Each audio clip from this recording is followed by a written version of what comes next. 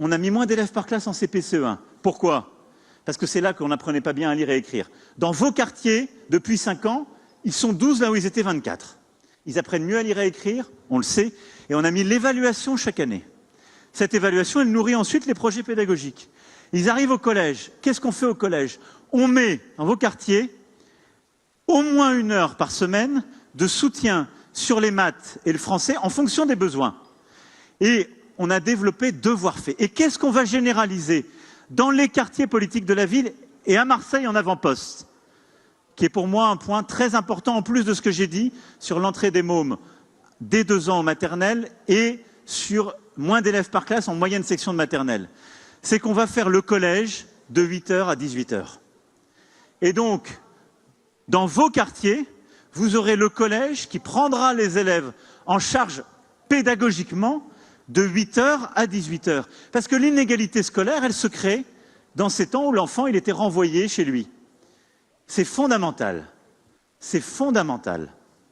Et on le fait comment? Il y a une politique France entière où on dit on remplace les profs absents. On perd des millions d'heures d'enseignement par an.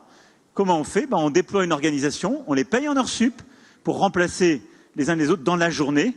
Et ça, c'était pas fait. On perdait énormément d'heures. Et on renvoyait les enfants chez eux. Et donc, ça, dès la rentrée prochaine, on généralise partout les remplacements. C'est hyper important. Mais voilà, ce que vous décrivez, c'est inadmissible. Et donc, mais pourquoi? Parce que les arrêts perlés étaient mal mesurés. Mais c'est pas normal, je partage votre indignation simplement. Moi, j'ai passé le quinquennat précédent à baisser les non-remplacements. On suivait l'indicateur. À la fin du quinquennat, j'étais comme ça. À jamais les premiers. On a réussi. Et puis, j'ouvre le capot et on me dit, oui, mais on mesure pas les absences de moins de 15 jours. Je dis, merde. Donc, on a regardé énormément, en effet, d'absentéisme perlé. Et donc, qu'est-ce qu'on fait là? On a dit, on peut le faire. Moi, j'étais dans un établissement dans le Gard, il y a quelques semaines, ils les remplacent. C'est simplement, comment ils font?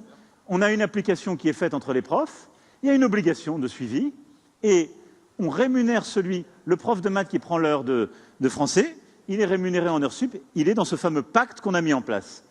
Et donc ça, France entière, on va le faire dès la rentrée prochaine. Mais en plus, dans vos quartiers, on va accroître le dispositif qu'on appelle devoir fait, et ça, les profs et les équipes pédagogiques vont être rémunérés en plus pour cela, pour permettre de 8 h à 18 h d'être avec les enfants, de mieux leur apprendre, contenu pédagogique, soutien scolaire adapté, mais aussi pratique sportive et éducation artistique et culturelle qui est hyper importante.